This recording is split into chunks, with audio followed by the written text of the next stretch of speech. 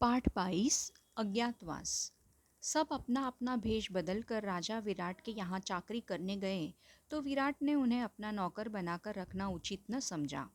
हर एक के बारे में उनका यही विचार था कि ये तो राज करने योग्य प्रतीत होते हैं। मन में शंका तो हुई, पर पांडवों के बहुत आग्रह करने और विश्वास दिलाने पर राजा ने उन्हें अपनी सेवा में ले लिया।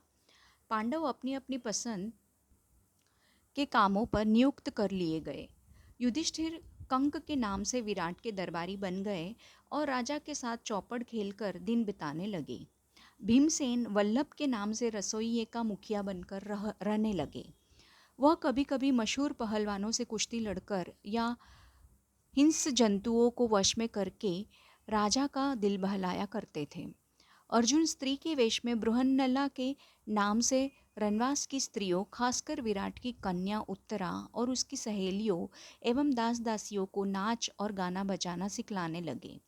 नकुल ग्रंथिक के नाम से घोड़ों को साधने, उनकी बीमारियों का इलाज करने और उनकी देखभाल करने में अपनी चतुरता का परिचय देते हुए राजा को खुश करने लगे।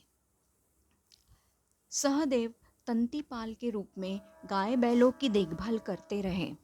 पांचाल राजा की पुत्री द्रौपदी, जिसकी सेवा टहल के लिए कितनी ही दासियां रहती थी, अब अपने पतियों की प्रतिज्ञा पूरी करने हेतु दूसरी रानी की आज्ञाकारिणी दासी बन गई। विराट की पत्नी सुदेशना की सेवा शुश्रूषा करती हुई रनवास में सैरंद्री के नाम से काम करने लगी। रानी सुदेशना का भाई कीचक बड़ा ही बलिष्ठ और प्रतापी वीर था। मत्स्य देश की सेना का वही नायक बना हुआ था और अपने कुल के लोगों को साथ लेकर कीचक ने बूढ़े विराट राज की शक्ति और सत्ता में खूब वृद्धि कर दी थी। कीचक की धाक लोगों पर जमी हुई थी। लोग कहा करते थे कि मत्स्य देश का राजा तो कीचक है, विराट नहीं। यहाँ तक कि स्वयं विराट भी कीचक से डरा करते थे और उसका कहा मानते थे। जब से पांडवों के 12 वर्ष के वनवास की अवधि पूरी हुई थी, तभी से दुर्योधन के गुप्तचरों ने पांडवों की खोज करनी शुरू कर दी थी। इन्हीं दिनों हस्तिनापुर में कीचक के मारे जाने की खबर फैल गई। यह खबर पाते ही दुर्योधन का माथा ठनका कि हो न हो कीचक का वध भीम ने ही किया होगा।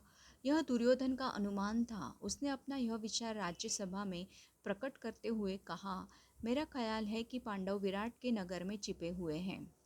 मुझे तो यह ठीक लगता है कि मत्स्य देश पर हमला कर देना चाहिए। यदि पांडव वहाँ होंगे तो निश्चय ही विराट की तरफ से हमसे लड़ने आएंगे।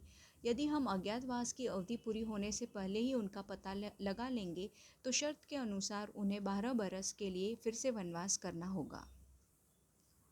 यदि पांडव विराट के यहाँ न भी हुए तो भी हमारा कुछ नहीं बिगड़ेगा। हमारे तो दोनों हाथों में लड्डू है। दुर्योधन की यही बात सुनकर त्रिगर्त देश का राजा सुशर्मा उठा और बोला, राजन, मत्स्य देश के राजा विराट मेरे शत्रु हैं। कीचक ने भी मुझे बहुत तंग किया था। इस अवसर का लाभ उठाकर मैं उससे अपना पुराना बैर भी चुका लेना चाहता हूँ। कर्ण ने सुशर्मा की बात का अनुमोदन किया।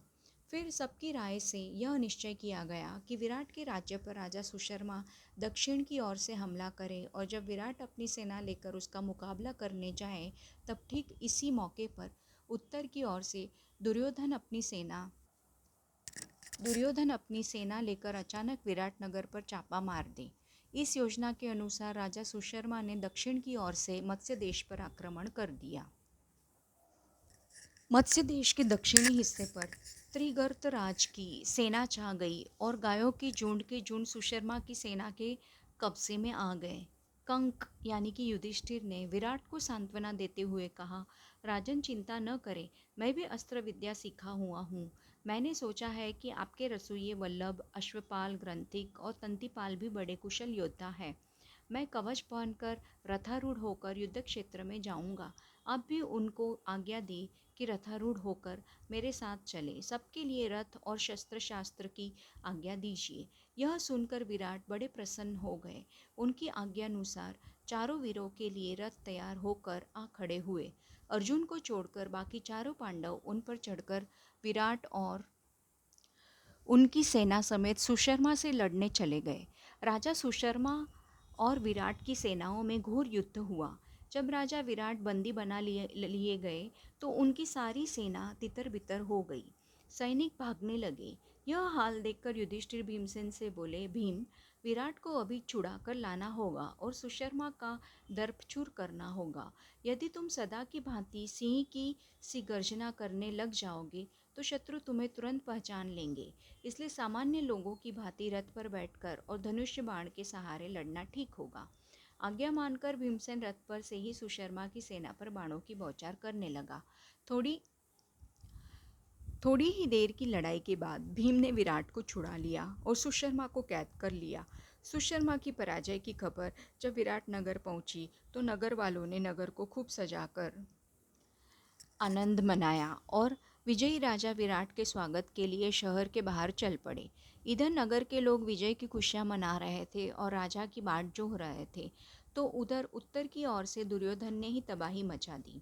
राजकुमार उत्तर तो बिल्कुल डर गया था और कांप रहा था। उसने बृहन्नला से कहा, बृहन्नला, मुझे बचाओ इस संकट से, मैं तुम्हारा बड़ा उपकार मानूंगा।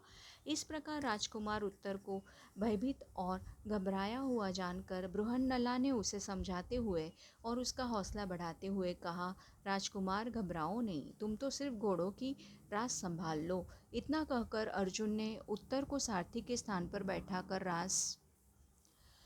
रास उसके हाथ में पकड़ा दी। राजकुमार ने रास पकड़ ली। आचार्य द्रोण यह सब दूर से देख रहे थे। उनको विश्वास हो रहा था कि यह अर्जुन ही है। उन्होंने यह बात इशारे से भीष्म को जता दी। यह चर्चा सुनकर दुर्योधन कर्ण से बोला, हमें इस बात से क्या मतलब कि यह औरत के वेश में कौन है। मान ले कि यह अर्जुन ही है, फिर भी हमारा तो उससे काम ही बनता है। शर्त के अनुसार उन्हें और 12 वर्ष का वनवास भुगतना पड़ेगा। अर्जुन ने कौरव सेना के सामने रथ ला खड़ा किया।